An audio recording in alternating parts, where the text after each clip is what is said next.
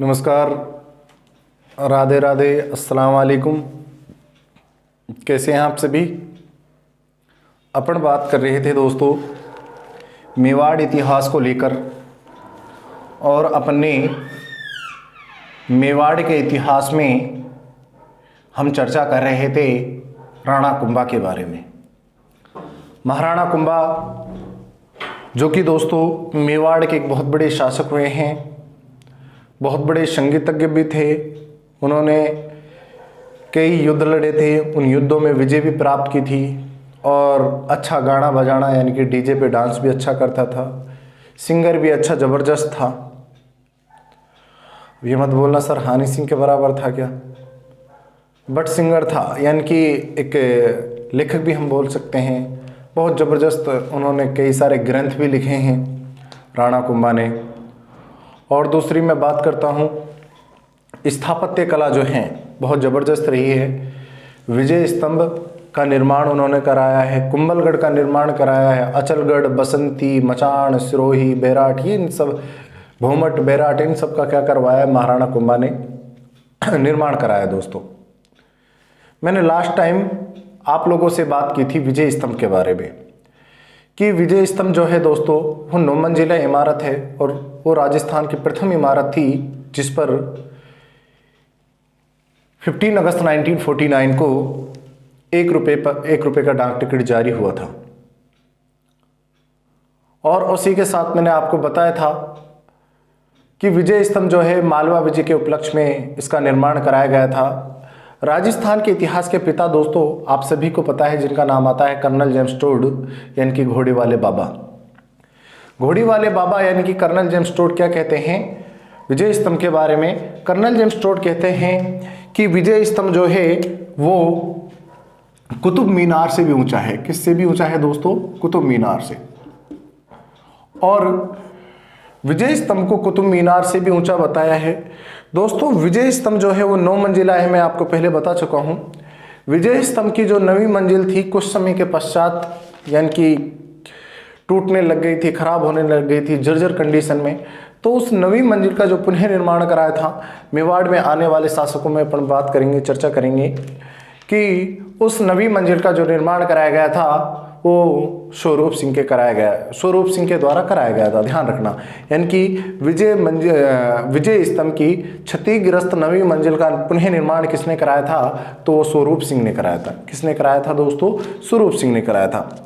हम राणा कुंभा के बारे में चर्चा कर रहे थे, जिसका शासनकाल जो रहता है 1433 ईस्वी से रहता है दोस्तों 1468 ईस्वी तक। देखिए राणा कुंभा आप सभी को पता है, यानी कि राणा कुंभा के जो गुजरात का समकालीन शासक था दोस्तों, गुजरात का जो समकालीन शासक है मेरे भाइयों, उस गुजरात के समकालीन शासक का नाम आता है महमूद खिलजी। क्या नाम आता है दोस्तों? महमूद खिलजी। महमूद खिलजी जो है गुजरात का समकालीन शासक है। इस भाई साहब की पेश नहीं खरी, क्योंकि एक बार ये पिट के जा चुका है महाराणा कुंभा से, लेकिन अब ये कुछ ऐसा काम कर रहा है कि किसी को अपने साथ में लेकर, कि यार मेरे अकेले की बस की तो बात है नहीं, मैं अकेला तो महाराणा कुंभा से जीत नहीं पाऊंगा, अगर अकेला गया तो मैं पिट जाऊंगा, वापस मारा जाऊंगा, इसलिए मैं ऐसा काम करता हूं कि अपने साथ में किसी को ले लेता हूं। तब दोस्तों एक संधि होती है गुजरात और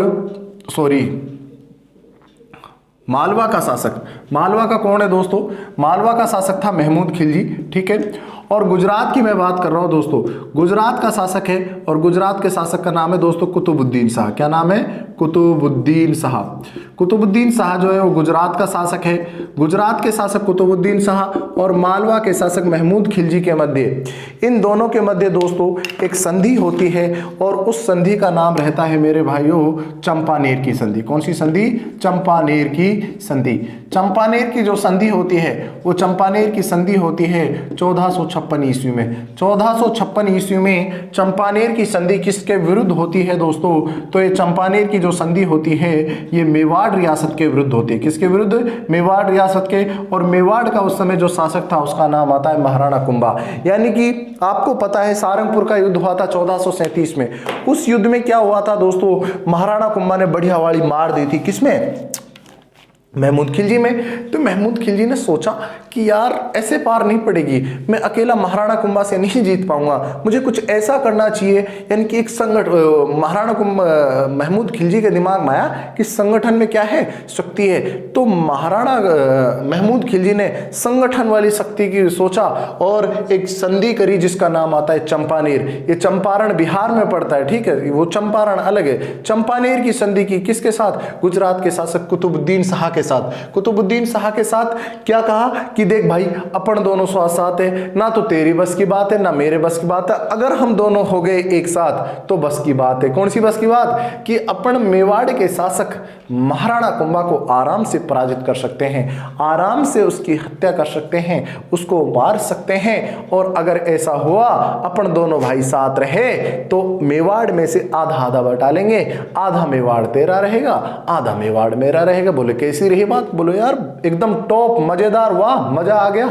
इसमें दिक्कत ही क्या है? दोनों तैयार हो गए, कुतुबुद्दीन शाह और खिलजी। अब कुतुबुद्दीन शाह को यह नहीं पता कि मैं धोती बाल्टी लेकर वापस भागूंगा युद्ध के मैदान से। वो कौन है? वो भाई साहब महाराणा कुंभा है। महाराणा कुंभा बहुत बड़ा नाम है इतिहास का। महाराणा कुंभा, महाराणा प्रताप, आपने नाम तो काफी सुने होंगे, लेकिन महाराणा कुंभा भी दोस्तों किसी से कम नहीं है, क्योंकि बहुत बढ़िया वाली मार दी थी इस महमूद खिलजी में। लेकिन महमूद खिलजी सुधरा नहीं है, रस्सी जो है ना वो जल गई है, लेकिन रस्सी का बल नहीं गया है। तो दोस्तों गुजरात के शासक कुतुबुद्दीन शाह को क्या ले लेता है? अपने साथ में ले लेता है। अब दोनों के दोनों आ जाते हैं कहां पर दोस्तों? बदनौर। कहां पर आ जाते हैं? बदनौर। और बदनौर जो पड़ता है दोस्तों वो कहां पड़ता है? भीलवाड़ा में। और यहां पर होता है दोस्तों बदनौर का युद्ध। कौन सा युद्ध मेरे भाइयों? बदनौर का युद्ध। सर बदनौर का युद्ध कब हुआ था? 1457 ईस्वी में बदनौर का युद्ध होता है। किस किस के मध्य? अरे मालवा का शासक आता है दोस्तों, मालवा के शासक का नाम है महमूद खिलजी। क्या नाम है दोस्तों? महमूद खिलजी। महमूद खिलजी मालवा का शासक है। और इधर गुजरात की मैं बात कर रहा हूं दोस्तों, तो गुजरात का शासक है, सॉरी, एक तरफ तो कौन हो गया? मालवा का शासक महमूद खिलजी हो गया, और दूसरी तरफ की मैं बात कर रहा हूं मेवाड़ का शासक आता है दोस्तों, और मेवाड़ के शासक का नाम क्या है दोस्तों? महाराणा कुंभा। महाराणा कुंभा। अब बताइए किसकी जीत होगी? महाराणा कुंभा की वापस जीत हो जाती है, और महमूद खिलजी की क्या हो जाती है? हार हो जाती है। अरे कुतुबुद्दीन शाह तो मैदान में आए ही नहीं, कुतुबुद्दीन शाह तो पहले ही मैदान छोड़ छाड़ के क्या हो गया दोस्तों? भाग गया। कुतुबुद्दीन ने कहा बोले भाई साहब मैं नहीं जाऊंगा, तो बहुत जबरदस्त मार देता है, तगड़ी वाली मार देता है, इसलिए कुतुबुद्दीन शाह तो दोस्तों वापस आते ही नहीं है। और बदनौर में इस विजय के उपलक्ष्य में बदनौर भीलवाड़ा में दोस्तों एक मंदिर का निर्माण कराता है राणा कुंभा, जिसका नाम आता है कुशाल माता का मंदिर। कौन सा मंदिर दोस्तों? कुशाल माता का मंदिर। कुशाल माता के मंदिर का निर्माण कराता है। अरे निर्माण कौन कराता है? कुंभा कराता है। यानी कि जब बदनौर भीलवाड़ा में ये युद्ध जीता महमूद खिलजी के खिलाफ पुनः दोस्तों, तो इस यहाँ पर कुशाल माता के मंदिर का क्या करवाता है? निर्माण कराता है। अरे कौन कराता है मेरे भाइयों? राणा कुंभा। कौन कराता है? राणा कुंभा। मैं वापस से बता रहा हूं, टेंशन नहीं लेना। अपन मेवाड़ के शासक राणा कुंभा के बारे में बात कर रहे हैं, जिसका शासनकाल 1433 ईस्वी से 1468 ईस्वी तक रहा है। और महाराणा कुंभा की बात करते हैं तो उस समय मालवा का शासक था महमूद खिलजी, और गुजरात का शासक था कुतुबुद्दीन शाह। दोनों के मध्य प्रेम संबंध यानी कि एक संधि हुई, जिसका नाम आता है चंपानेर की संधि। सर चंपानेर की संधि कब हुई थी? 1456 ईस्वी में हुई थी। किसके विरुद्ध हुई थी? कुंभा के विरुद्ध हुई थी। कौन सी रियासत के विरुद्ध हुई थी? मेवाड़ रियासत के विरुद्ध हुई थी। सर क्यों हुई थी? क्योंकि वो दोनों एक साथ होकर महाराणा कुंभा को पराजित करना चाहते थे, अकेले से महाराणा। इन दोनों को ये बात पता था इन दोनों को कि हम अकेले से महाराणा कुंभा नहीं हारेगा, हमसे नहीं पराजित होगा, इसलिए दोनों एक साथ हो जाते हैं। दोनों एक साथ हो भी गए, लेकिन कुतुबुद्दीन शाह तो पहले ही युद्ध का मैदान छोड़कर क्या हो गया? भाग गया। जब महाराणा कुंभा को देखा, महाराणा कुंभा की सेना को देखा, तो दोस्तों कुतुबुद्दीन शाह जो वो पहले ही क्या हो जाते हैं? फरार हो जाते हैं। युद्ध का मैदान क्या कर देते हैं दोस्तों? छोड़ देते हैं। ये था दोस्तों कौन? महाराणा कुंभा। उसके बाद बदनौर का युद्ध होता है 1457 में, और इस युद्ध में दोस्तों मालवा के शासक महमूद खिलजी की क्या हो जाती है? हार हो जाती है। मेवाड़ के शासक महाराणा कुंभा की क्या हो जाती है दोस्तों? जीत हो जाती है। क्या हो जाती है मेरे भाइयों? जीत हो जाती है। और इसी विजय के उपलक्ष्य में बदनौर भीलवाड़ा में कुशाल माता के मंदिर का क्या करवाता है? निर्माण कराता है। अरे कौन कराता है? कुशाल माता के खुशी से झूम जाता है, और कुशाल माता के मंदिर का क्या करवाता है? निर्माण करवाता है। क्या करवाता है मेरे भाइयों, निर्माण कराता है। अब मैं बात करूंगा दोस्तों, मैंने आपको बताया था कि महाराणा कुंभा के काल को, ये मैं रफ कर रहा हूं, ठीक है, आपने स्क्रीनशॉट आप ले सकते हो या आप नोट्स तो बना ही रहे होंगे मेरे डियर स्टूडेंट्स, ठीक है।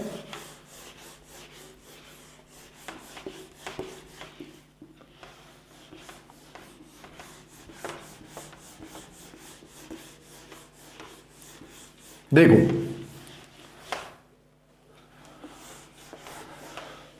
महाराणा कुंभा के काल को स्थापत्य कला का स्वर्ण काल कहा गया है। क्या कहा गया है दोस्तों?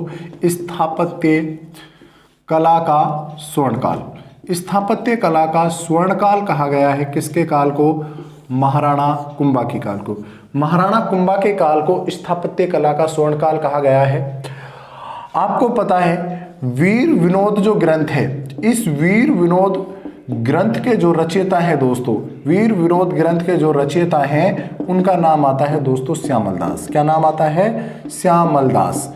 श्यामल दास इस भाई साहब के अनुसार यानी कि मेवाड़ में, मेवाड़ या राजस्थान के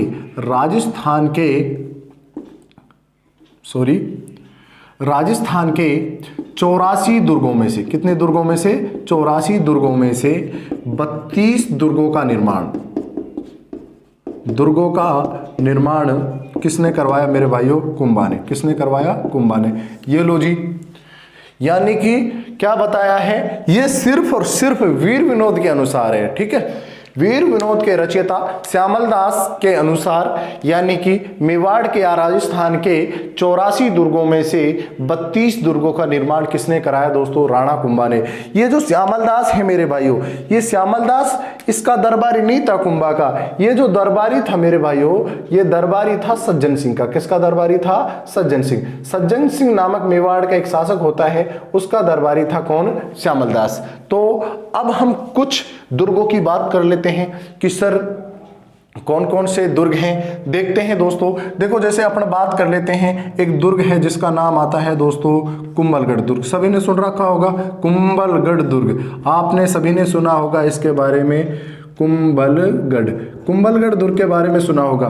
कुंभलगढ़ जो दुर्ग है दोस्तों, कुंभलगढ़ दुर्ग का जो निर्माण है वो किसने कराया था दोस्तों? राणा कुंभा ने। इसकी रानी आती है और रानी का नाम आता है कुंभल देवी। क्या नाम आता है? कुंभल देवी। कुंभल देवी की याद में दोस्तों कुंभलगढ़ दुर्ग का क्या करवाया है? निर्माण कराया है। किसने? राणा कुंभा ने। अगर मैं कुंभलगढ़ दुर्ग की इस दीवार की बात करता हूं, दीवार यानी कि दोस्तों परकोटे की बात करता हूं, इसके जो परकोटा है, इस परकोटे की लंबाई है दोस्तों 36 किलोमीटर। कितने किलोमीटर? 36 किलोमीटर। और इसी 36 किलोमीटर को 3, 4, 5 बार इस पे डेली राउंड मारता था पृथ्वीराज सिसोदिया, जो कि मैं आगे बताऊंगा आपको, जिसे उड़ना राजकुमार कहते हैं, जो महाराणा कुंभा के पुत्र, राणा रायमल के पुत्र यानी कि महाराणा कुंभा के पौत्र होते हैं पृथ्वीराज सिसोदिया, जिसे उड़ना राजकुमार कहते हैं। वो इस दीवार पर बताते हैं कि कुंभलगढ़ का जो 36 किलोमीटर का परकोटा है उसके 3-4 चक्कर डेली लगाते हैं। और इसी दीवार को दोस्तों, ये जो परकोटे की जो दीवार है दोस्तों, इसे ग्रेट वॉल ऑफ इंडिया कहते हैं। ग्रेट वॉल ऑफ इंडिया कहते हैं, यानी कि दोस्तों भारत की महान दीवार। क्या कहते हैं मेरे भाइयों? भारत की महान दीवार कहते हैं। अरे किसको कहते हैं? कुंभलगढ़ दुर्ग के जो चारों तरफ जो परकोटा बना हुआ है, जिसकी समथिंग लगभग जो लंबाई है मेरे भाइयों वो कितनी है? 36 किलोमीटर। कितने किलोमीटर? 36 किलोमीटर। और उसी दीवार को, उस परकोटे की दीवार को क्या कहते हैं? Great wall of India, Bharat की महान दीवार कहते हैं मेरे भाइयों। और आगे मैं आपको बताता हूं, इस कुंभलगढ़ दुर्ग में लगभग 360 मंदिर बने हुए हैं। कितने मंदिर बने हुए हैं? 360 मंदिर। इन 360 में से दोस्तों 60 जो है वो हिंदू मंदिर है, 60 जो है हिंदू मंदिर, और 300 जो है वो जैन मंदिर है। कौन से मंदिर दोस्तों? जैन मंदिर। यानी कि लगभग इसमें कितने मंदिर है? 360 मंदिर है। और इसी दुर्ग के अंदर, कुंभलगढ़ दुर्ग के अंदर एक दुर्ग और है भाई साहब। कुंभलगढ़ दुर्ग के अंदर एक दुर्ग और है। सर वो दुर्ग कौन सा है वो हमें बताइएगा। देखो भाई, एक दुर्ग और है कुंभलगढ़ के अंदर, और उस दुर्ग का नाम है दोस्तों कटारगढ़। कौन सा गढ़? कटारगढ़। और इसी कटारगढ़ को मेवाड़ की आंख कहते हैं। क्या कहते हैं दोस्तों? मेवाड़ की आंख कहते हैं कटारगढ़ को। कटारगढ़ जो है दोस्तों मेवाड़ की आंख क्यों कहते हैं? क्योंकि मेरे भाइयों कुंभलगढ़ में एक दुर्ग है जिसका नाम है कटारगढ़, और इसी कटारगढ़ में आपको पता था किसका जन्म हुआ था? महाराणा प्रताप का। किसका दोस्तों? महाराणा प्रताप। महाराणा प्रताप का जो जन्म हुआ था वो हुआ था 9 मई 1540 को। 9 मई 1540 ईस्वी को। मैं यूं कह रहा हूं कि कुंभलगढ़ जो दुर्ग है, कुंभलगढ़ दुर्ग में एक दुर्ग और बना हुआ है जिसका नाम है कटारगढ़, और इस कटारगढ़ को मैंने आपको बताया है क्या कहते हैं? मेवाड़ की आंख। सर इसको मेवाड़ की आंख क्यों कहते हैं? क्या रीजन है दोस्तों? कुंभलगढ़ ऊंचाई पर था और सबसे ऊंचाई पर उसमें जो था, उसमें जो दुर्ग बना हुआ था उसका नाम था कटारगढ़। यहां पर इस कटारगढ़ में बैठकर, यानी कि इस कटारगढ़ में बैठ जाता था कौन दोस्तों? कुंभा। और कुंभा यहां बैठकर दोस्तों मेवाड़ राज्य की क्या करता था? निगरानी करता था। क्या करता था दोस्तों? किसकी निगरानी करता था? अरे मेवाड़ की। मेवाड़ की यहां पर निगरानी करता था कौन? राणा कुंभा। इसीलिए दोस्तों इसको क्या कहते हैं? इसको कहते हैं मेवाड़ की आंख। क्या कहते हैं दोस्तों? मेवाड़ की आंख कहते हैं। मैं बात कर रहा हूं दोस्तों कुंभलगढ़ दुर्ग के बारे में कि कुंभलगढ़ दुर्ग का जो निर्माण कराया है वो महाराणा कुंभा ने अपनी रानी कुंभल देवी के याद में कराया था। किसकी याद में कराया था दोस्तों? कुंभल देवी की याद में। और जो कटारगढ़ कुंभलगढ़ के अंदर बना हुआ है उसमें स्वयं कौन निवास करता था दोस्तों? यानी कि राणा कुंभा निवास करते थे। कौन निवास करते थे दोस्तों? राणा कुंभा निवास करते थे। अगर कुंभलगढ़ के वास्तुकार की मैं बात करता हूं दोस्तों, बताइएगा वास्तुकार कौन है इसके? तो दोस्तों वास्तुकार आते हैं इसके मंडन। कौन आते हैं मेरे भाइयों? मंडन। मंडन जो कि एक गुजरात का रहने वाला था मंडन। एक मिनट,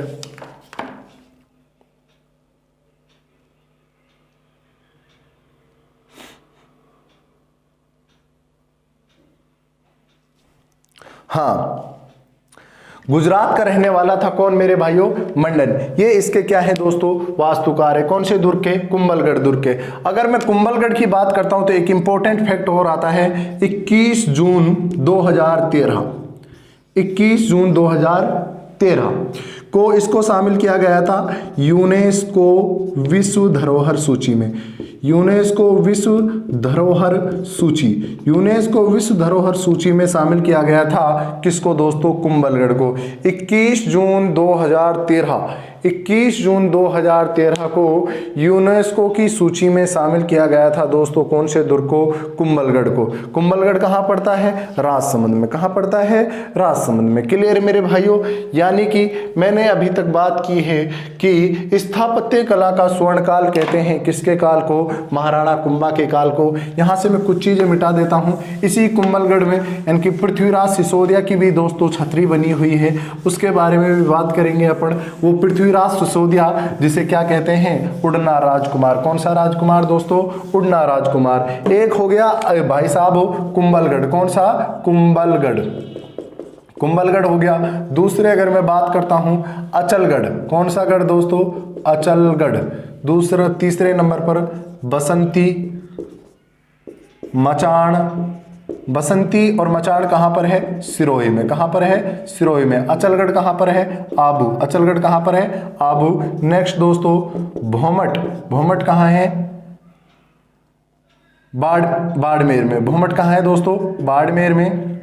और बैराठ दुर्ग, ये दुर्गों के नाम बता रहा हूं मैं आप लोगों को। बैराठ दुर्ग। बैराठ दुर्ग कहां है? भीलवाड़ा। बैराठ दुर्ग कहां है? भीलवाड़ा। यानी कि कुंभलगढ़ दुर्ग राजसमंद में, कुंभलगढ़ राजसमंद में। अचलगढ़ जो है दोस्तों वो आबू में है। अचलगढ़ कहां पर है मेरे भाइयों? आबू में है। उसके बाद बसंती और जो मचान है वो कहां पर है मेरे भाइयों? बसंती और मचान जो है वो दोस्तों सिरोही में है। बसंती मचान कहां पर है? सिरोही में है। भोमट कहां पर है? बाड़मेर में। बैराठ कहां पर है? भीलवाड़ा में। ये किसके द्वारा बनाए गए दुर्ग हैं दोस्तों? ये बनाए गए हैं दोस्तों महाराणा कुंभा के द्वारा। किसके द्वारा मेरे भाइयों? महाराणा कुंभा के द्वारा। महाराणा कुंभा के द्वारा दोस्तों इसी के साथ कुछ मंदिरों का भी निर्माण कराया गया था, जैसे आदि वराह का मंदिर। कौन सा मंदिर? आदि वराह का मंदिर। आदि वराह मंदिर। और उसके बाद में बात कर रहा हूं कुंभ श्याम मंदिर और श्रृंगार चवरी मंदिर। श्रृंगार चवरी मंदिर, ठीक है। ये तीनों के तीनों कहां पर है? चित्तौड़गढ़ में। कहां पर है मेरे भाइयों? चित्तौड़गढ़ में। क्लियर?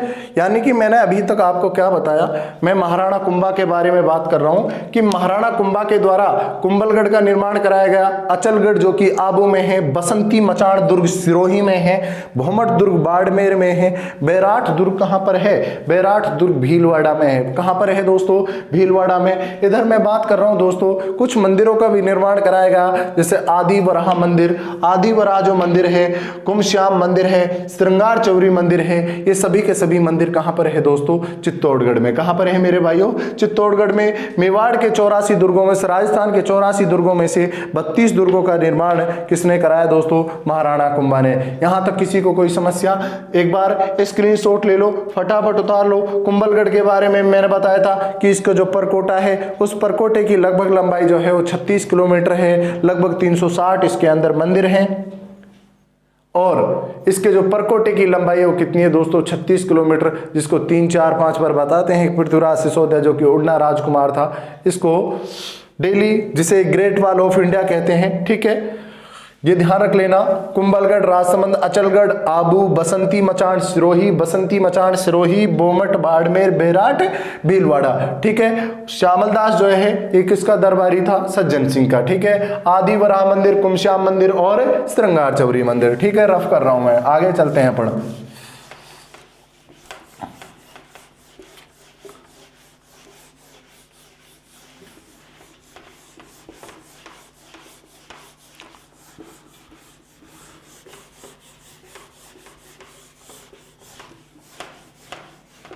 देखिए, महाराणा कुंभा के बारे में दोस्तों अपन चर्चा कर रहे हैं। महाराणा कुंभा जो है दोस्तों संगीतज्ञ था, बहुत जबरदस्त संगीतज्ञ था। इसकी पुत्री थी, वो भी क्या थी दोस्तों? संगीतज्ञ थी।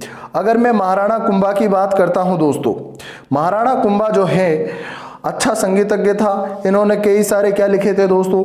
ग्रंथ लिखे थे। इन सब के बारे में मैं आपके सामने जिक्र कर रहा हूं, देखिएगा। महाराणा कुंभा जो है दोस्तों वो एक संगीतज्ञ थे, बहुत महान संगीतज्ञ थे दोस्तों। कौन? महाराणा कुंभा। महाराणा कुंभा की पुत्री की बात करता हूं दोस्तों मैं। इनकी पुत्री आती है दोस्तों, जिनका नाम आता है रमाबाई। कौन सी बाई? रमाबाई। ये रमाबाई भी जो है दोस्तों ये महान संगीतज्ञ थी। रमाबाई जो थी दोस्तों ये कौन थी मेरे भाइयों? महान संगीतज्ञ। महान संगीतज्ञ थी कौन? रमाबाई, ठीक है। महान संगीतज्ञ थी रमाबाई, इनकी जो कि पुत्री थी। अगर मैं बात करता हूं यानी कि इसके गुरु का, यानी कि संगीतज्ञ गुरु की मैं बात करता हूं तो उनका नाम आता है दोस्तों सारंग व्यास। क्या नाम आता है? सारंग व्यास। ध्यान रखना, सारंग जो व्यास हैं वो कौन है? वो महाराणा कुंभा के संगीतज्ञ गुरु हैं। और चित्रकला के गुरु की अगर मैं बात करता हूं, सर चित्रकला के गुरु कौन थे जी? चित्रकला के गुरु की अगर मैं बात कर रहा हूं दोस्तों, चित्रकला के गुरु, तो चित्रकला गुरु आते हैं इनके दोस्तों हीरानंद। कौन आते हैं? हीरानंद। हीरानंद जो है इनके चित्रकला के गुरु थे महाराणा कुंभा के। महाराणा कुंभा की चित्रकला के गुरु हीरानंद। और संगीतज्ञ गुरु कौन थे? सारंग व्यास। इनकी पुत्री का नाम आता है रमाबाई, जो कि एक दोस्तों महान संगीतज्ञ थी। इस महाराणा कुंभा के द्वारा दोस्तों, महाराणा कुंभा के द्वारा कुछ ग्रंथ लिखे गए हैं। सर कौन कौन से ग्रंथ लिखे गए हैं? जैसे हम बात कर लेते हैं संगीत राज, संगीत मीमांसा,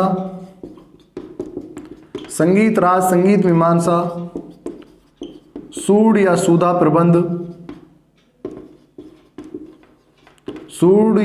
प्रबंध, हरवर्तिका, नेक्स्ट कामराज रतिसार और चंडी शतक पर टीका, नेक्स्ट रसिक प्रिया की टीका।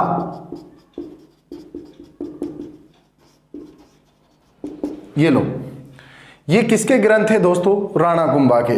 राणा कुंभा ने अपना एक गुरु भी रखा था, संगीतज्ञ गुरु भी रखा था, और उसका नाम आता है सारंग व्यास।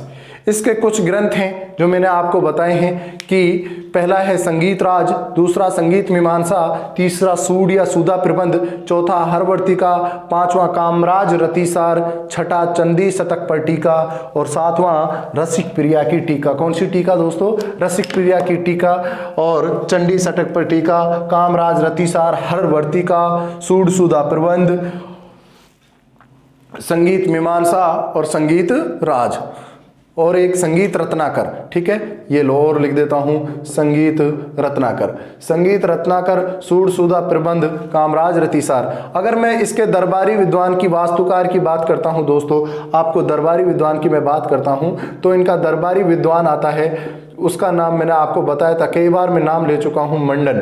क्या नाम है दोस्तों? मंडन। ये मंडन रहने वाला था दोस्तों गुजरात का। कहां का रहने वाला था? गुजरात का रहने वाला था मंडन। और इस मंडन के द्वारा भी कुछ ग्रंथ लिखे गए हैं। सर कौन कौन से ग्रंथ लिखे गए हैं? इसके द्वारा लिखा गया है रूप मंडन। कौन सा मंडन? रूप मंडन। इसके द्वारा लिखा गया है वास्तु मंडन। कौन सा मंडन? वास्तु मंडन। इसके द्वारा लिखा गया है सगुन मंडन। सगुन मंडन, रूप वास्तु सगुन, प्रसाद मंडन। कौन सा मंडन दोस्तों? प्रसाद मंडन। ये किसके द्वारा लिखे गए हैं दोस्तों? ये लिखे गए हैं मंडन के द्वारा। किसके द्वारा? मंडन के द्वारा। आप इन ग्रंथों को देख लीजिएगा, यानी कि मंडन, और यहाँ से स्थापत्य से क्वेश्चन जरूर पूछा जाता है दोस्तों, ध्यान रखना। ऐसा नहीं है कि स्थापत्य से क्वेश्चन नहीं पूछा जाता, स्थापत्य से क्वेश्चन पूछा जाता है। वास्तु मंजरी इसका मंडन का भाई होता है, उसके द्वारा वास्तु मंजरी नामक ग्रंथ की भी क्या की जाती है? रचना की जाती है। मैंने अभी आपको बताया है दोस्तों, यानी कि महाराणा कुंभा के बारे में, महाराणा कुंभा के स्थापत्य के बारे में बताया है कि महाराणा कुंभा जो है वो बहुत स्थापत्य कला का उनका स्वर्णकाल रहा है, बहुत बड़े संगीतज्ञ थे, स्थापत्य में भी उनका ऊंचा दर्जा रहा है और उन्होंने कई युद्ध लड़े हैं, जैसे सारंगपुर का युद्ध, बदनौर का युद्ध। उन युद्धों में भी उन्होंने क्या करी है? जीत हासिल करी है। स्थापत्य कला में तो बहुत आगे ही रहे हैं और संगीत में भी पीछे नहीं है दोस्तों। यहाँ से कई बार डायरेक्ट क्वेश्चन पुटअप हो जाता है, ये आपको याद रखने ही रखने हैं किसी भी कंडीशन में। जो अभी फिलहाल का जो चैप्टर चल रहा है इसको नहीं भूलना है, क्यों? इनके गुरु हैं सारंग व्यास, चित्रकला के गुरु हीरानंद है, और मैं किसकी बात कर रहा हूँ? मैं संगीतज्ञ गुरु की बात कर रहा हूँ, उसका नाम है दोस्तों सारंग व्यास। चित्रकला के गुरु है कौन? हीरानंद। पुत्री जो थी इनकी रमाबाई थी, और रमाबाई जो थी दोस्तों वो भी एक महान संगीतज्ञ थी। और मैं बात कर रहा हूं खुद राणा कुंभा ने कौन कौन से ग्रंथ लिखे हैं? संगीत राज लिखा है, संगीत मीमांसा लिखा है, संगीत रत्नाकर लिखा है, सूड सूदा प्रबंध लिखा है, हरवर्तिका, कामराज रतिसार, चंडी शतक पर टीका, रसिक प्रिया की टीका, और इधर दरबारी जो विद्वान है उसका नाम है दोस्तों मंडन। और मंडन के द्वारा मेरे भाइयों कुछ ग्रंथ लिखे गए हैं जो कि गुजरात का रहने वाला था, रूप मंडन, वास्तु मंडन, प्रसाद मंडन, सगुन मंडन, और बता देता हूं देव मूर्ति मंडन। कौन सा मंडन दोस्तों? देव मूर्ति मंडन। ये भी किसके द्वारा लिखा गया है? मंडन के द्वारा। किसके द्वारा लिखा गया है? मंडन के द्वारा। दोस्तों बात आती है 1468 ईस्वी की। 1468 ईस्वी की बात आती है। उदा या उदयकरण इसका पुत्र है दोस्तों, यानी कि राणा कुंभा की हम बात कर रहे हैं दोस्तों।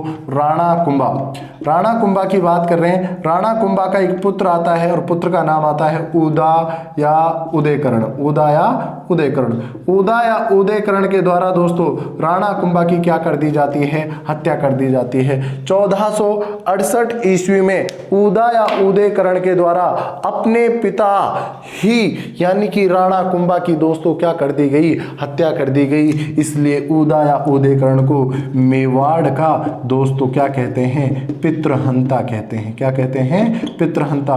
पितृहंता का मतलब होता है पिताजी की हत्या करने वाला। पितृहंता का मतलब होता है क्या दोस्तों? पिताजी की हत्या करने वाले को क्या बोलते हैं? पितृहंता बोलते हैं।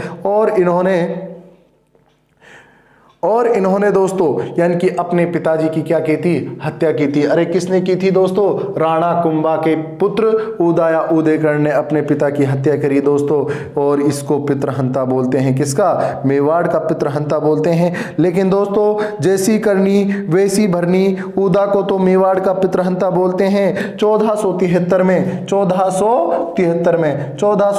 में बिजली गिरने के कारण, क्या गिरने के कारण?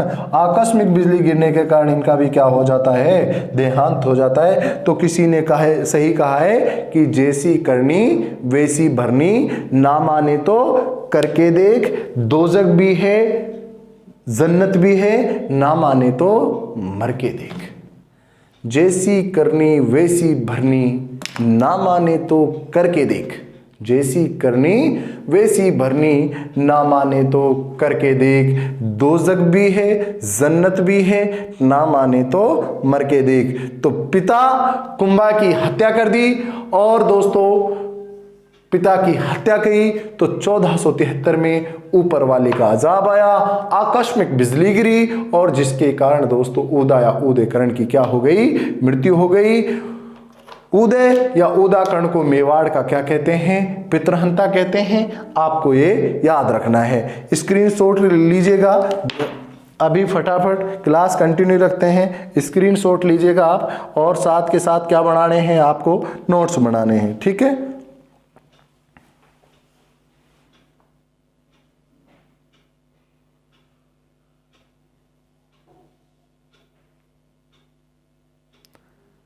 हाँ जी,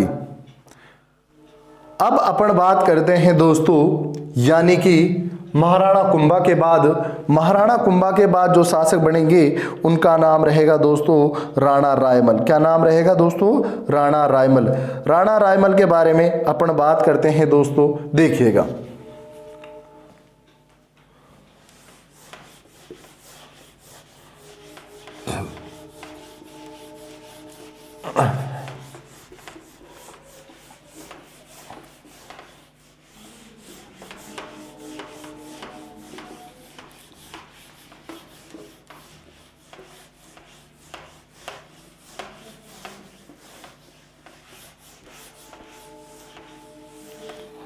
अब जो शासक बनता है मेवाड़ का, उसका नाम रहता है राणा रायमल। राणा रायमल का जो शासनकाल रहता है वो रहता है 1473 ईस्वी से 1509। देखिए दोस्तों, राणा रायमल का जो शासनकाल है, राणा रायमल का जो शासनकाल है वो खुद की वजह से कम और इसके पुत्रों की वजह से ज्यादा जाना गया है। किसका शासनकाल, राणा रायमल का। राणा रायमल का शासनकाल, इसके पुत्र थे जिनमें नाम आता है पृथ्वीराज सिसोदिया, जयमल और महाराज, बहुत बड़े महाराज संग्राम सिंह, जिन्होंने अपनी जिंदगी में सिर्फ और सिर्फ युद्ध ही लड़े थे, और लगभग सभी युद्धों में दोस्तों विजय प्राप्त की थी, जीत प्राप्त की थी। इतिहास की हम बात करते हैं दोस्तों, हमारा गौरवशाली इतिहास रहा है, मेवाड़ का सर्वाधिक गौरवशाली इतिहास रहा है, और उस इतिहास को गौरवशाली बनाने के लिए जैसे महाराणा कुंभा, महाराणा संग्राम सिंह सांगा, जिसके शरीर पर 80 घाव बताए जाते हैं, महाराणा प्रताप, धरती को छोड़ दिया धर्म को नहीं छोड़ा, महाराणा उदय सिंह, महाराणा अमर सिंह जैसे बड़े बड़े शासक हुए हैं। इन बड़े बड़े शासकों को दोस्तों मेवाड़ के इतिहास को गौरवपूर्ण बनाने में बहुत महत्वपूर्ण योगदान रहा है, और उसी योगदान को दोस्तों हम अगली क्लासों में पढ़ने वाले हैं कि किस प्रकार से महाराणा संग्राम सिंह जो है वो लगातार 4-5 युद्ध लड़ाई लड़ते हैं। कभी खातोली में लड़ रहे हैं, कभी बाड़ी धौलपुर में जाकर लड़ाई कर रहे हैं, कभी चंदेरी का युद्ध लड़ रहे हैं, तो कभी खानवा का युद्ध लड़ रहे हैं। डटने का नाम नहीं ले रहे हैं दोस्तों, और सभी युद्धों में लगातार विजय प्राप्त कर रहे हैं। भाई साहब के हाथ नहीं है, पैर नहीं है, आंख नहीं है, शरीर पूरा छलनी हुआ पड़ा है घावों से। शरीर में ऊपर से नीचे, दाएं से बाएं, लेफ्ट से राइट, चारों के चारों तरफ दोस्तों क्या है, घाव है। लेकिन युद्ध उनको करना ही करना है। सर जी सर, अरे यार मेरा मोबाइल स्विच ऑफ हो गया था, मैं आपको कॉल नहीं कर पाया। अभी यहीं पे हूँ सर, आ जाओ। ये जगतपुरा SBI बैंक पे आ जाओ, क्लास ले लेता हूँ, ठीक है सर। क्लास ले रहे हो अभी? हाँ वहीं जी, हाँ तो क्लास से फ्री होके यहाँ आ जाना है ना। Okay okay. ठीक। हाँ, तो महाराणा संग्राम सिंह दोस्तों ये पुत्र रहेगा किसका? राणा रायमल का। मैं आप लोगों को क्या बता रहा था कि राणा रायमल का जो शासनकाल है वो खुद की वजह से कम और इसके पुत्रों की वजह से ज्यादा जाना गया है। वैसे राणा रायमल की मैं बात बता दूं दोस्तों, राणा रायमल की एक पत्नी थी, मैंने आपको बताया था श्रृंगार देवी, जो कि मारवाड़ के शासक राव जोधा की पुत्री थी। उन दोनों के साथ विवाह हुआ था। इन्होंने घोसुंडी तालाब का, घोसुंडी बावड़ी का निर्माण कराया था। चलो मैं आपको बता देता हूं, राणा रायमल की पत्नी आती है और उनका नाम आता है दोस्तों श्रृंगार देवी। क्या नाम आता है? श्रृंगार देवी। इस श्रृंगार देवी के द्वारा दोस्तों घोसुंडी बावड़ी, कौन सी बावड़ी? घोसुंडी बावड़ी। घोसुंडी बावड़ी का क्या कराया गया? निर्माण कराया गया। किसका निर्माण? और इसी के द्वारा दोस्तों अद्भुत शिव के मंदिर का भी निर्माण कराया गया। अद्भुत शिव का मंदिर, अद्भुत शिव के मंदिर का निर्माण किसके द्वारा कराया गया दोस्तों? राणा रायमल के द्वारा और इसकी पत्नी श्रृंगार देवी के द्वारा। और इसने 3 जलाशयों का निर्माण कराया। राम शंकर समिया संकट, राम शंकर समिया संकट, राम शंकर समिया संकट, ये 3 क्या बनाए दोस्तों? इन्होंने जलाशय बनाए। दोस्तों ध्यान रखना, राणा रायमल जो है, मैंने फिर वापस से मैं रिपीट कर रहा हूं कि राणा रायमल ने सोचा कि मेवाड़ में पानी की आपूर्ति हो, यानी कि कृषि फसल जो है वो अच्छी हो, इसलिए उन्होंने 3 जलाशयों का निर्माण कराया, जिनमें नाम आता है राम, आता है शंकर समिया संकट। ये किसके नाम है? जलाशयों के नाम है। ठीक है, इनका निर्माण कराया था दोस्तों किसने? राणा रायमल ने। राणा रायमल की पत्नी आती है श्रृंगार देवी और इन्हीं श्रृंगार देवी के द्वारा दोस्तों चित्तौड़ में, कहां पर दोस्तों? चित्तौड़ में घोसुंडी बावड़ी का क्या कराया गया? निर्माण कराया गया। चित्तौड़ में घोसुंडी बावड़ी का निर्माण कराया गया। स्वयं खुद ने अद्भुत शिव के मंदिर का भी क्या कराया दोस्तों? निर्माण कराया। अगर मैं राणा रायमल की बात करता हूं, इनके पुत्रों की बात करता हूं, तो दोस्तों नाम आता है पृथ्वीराज सिसोदिया। क्या नाम आता है दोस्तों?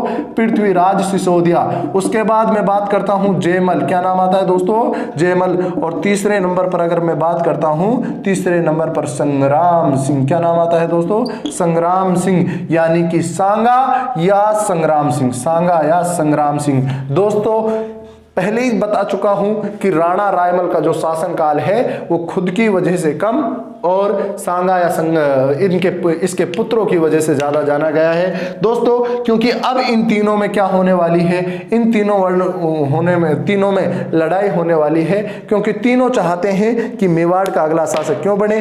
वैसे दोस्तों अगर मैं इतिहास से रिलेटेड अगर मैं बात करता हूं, तो जो उत्तराधिकारी पुत्र होता है वो बड़ा पुत्र होता है, यानी कि पिता के मरने के बाद, पिता की मृत्यु के बाद जो शासक बनता है अगला, वो बड़ा पुत्र बनता है। तो सर्टिफिकेट लेकर पैदा हुआ था, आधार कार्ड से लिंक अंगूठा लगाकर पैदा हुआ था। कौन? पृथ्वीराज सिसोदिया। पृथ्वीराज सिसोदिया कहता था, बोले मैं तो देखो मेवाड़ का अगला शासक बनूंगा। पिताजी की मृत्यु का वेट कर रहे थे कि पिताजी कब चले और हम कब मेवाड़ के शासक बने। दोस्तों पृथ्वीराज सिसोदिया जो है वो मेवाड़ का अगला शासक बनने के लिए तैयार है और सिर्फ वो इंतजार कर रहे हैं किसके? पिता की मृत्यु का, कि पिता की मृत्यु कब हो जाए और कब हम क्या बने दोस्तों, यानी कि मेवाड़ का अगला शासक बने। लेकिन दोस्तों क्या पृथ्वीराज सिसोदिया मेवाड़ का अगला शासक बन पाएगा? क्या जयमल मेवाड़ का अगला शासक बनेगा? क्या संग्राम सिंह सांगा मेवाड़ का अगला शासक बनेगा? जी हां दोस्तों, मेवाड़ का जो अगला शासक जो बनता है वो संग्राम सिंह या सांगा बनता है। दोस्तों किन किन परिस्थितियों से गुजरना पड़ेगा, कौन कौन सी लड़ाइयां होंगी, कौन कौन से युद्ध होंगे, पृथ्वीराज सिसोदिया, जयमल और संग्राम सिंह या सांगा के बीच में उत्तराधिकारी सीट के लिए, एक गद्दी के लिए दोस्तों क्या लड़ाइयां होंगी, इन आपस में भाइयों में क्या होगा दोस्तों, अब संघर्ष होगा, किस तरह वो संघर्ष होगा उसके बारे में अपन दोस्तों चर्चा करेंगे कि राणा रायमल के जो पुत्र हैं सांगा, पृथ्वीराज, वैसे राणा रायमल के दोस्तों 13 पुत्र थे, 11 पुत्र थे, 13 पुत्रियां थी राणा रायमल के, ठीक है। लेकिन उनसे हमें कोई मतलब नहीं है। जो हमारे काम की चीजें पृथ्वीराज सिसोदिया, जयमल और संग्राम सिंह या सांगा, इन सब के बारे में अपन डिटेल से चर्चा करेंगे। दोस्तों आप तब तक स्क्रीनशॉट ले सकते हो और नोट्स तो आप साथ में बना ही रहे होंगे। ठीक है दोस्तों, मिलते हैं अगली क्लास में, मिलते हैं। इन तीनों भाइयों का अपन संघर्ष देखेंगे, पृथ्वीराज, सिसोदिया, जयमल और किसके बारे, संग्राम सिंह। इन तीनों भाइयों का अपन देखेंगे संघर्ष कि किस प्रकार से ये युद्ध के लिए लड़ाई करते हैं, गद्दी के लिए लड़ाई करते हैं। और दोस्तों इनमें से अगला शासक कौन बनेगा और फिर उस शासक के बारे में चर्चा करेंगे। ये पृथ्वीराज सिसोदिया, इसको बोलते हैं दोस्तों उड़ना राजकुमार। कौन सा राजकुमार, उड़ना राजकुमार। और इस उड़ना राजकुमार की भी अपन बात करेंगे कि क्यों इसको उड़ना राजकुमार बोलते हैं, क्योंकि ये बहुत तेज हवा में दौड़ा करता था। हवा में ये फ्लाइंग जेट नहीं था, अगर बोले सर हवा में उड़ गया, नहीं मेरे दोस्तों, बहुत तेज रनिंग थी, यानी कि 1600 मीटर की रेस को 2-2.5 मिनट में कर देता होगा, है ना। आजकल के छोरे कर देते हैं भाई, आजकल के आप लोग जो हो इंडियन आर्मी की जो तैयारी करते हैं वो 4-5-6 मिनट में कर देते हैं, तो भाई साहब कर देता होगा 1.5-2 मिनट में। इसलिए इसको क्या बोलते हैं, उड़ना राजकुमार। कौन सा राजकुमार, उड़ना राजकुमार। बात करते हैं दोस्तों अगले एपिसोड में राणा रायमल के पुत्रों के बारे में, और फिर अपन बात करेंगे संग्राम सिंह के बारे में। बहुत ही इंटरेस्टेड टॉपिक संग्राम सिंह के बारे में अपन चर्चा करने वाले हैं। बस आप क्लासों को कंटिन्यू देखते रहिए। धन्यवाद, मिलते हैं अगली क्लास में दोस्तों। जय हिंद, जय भारत।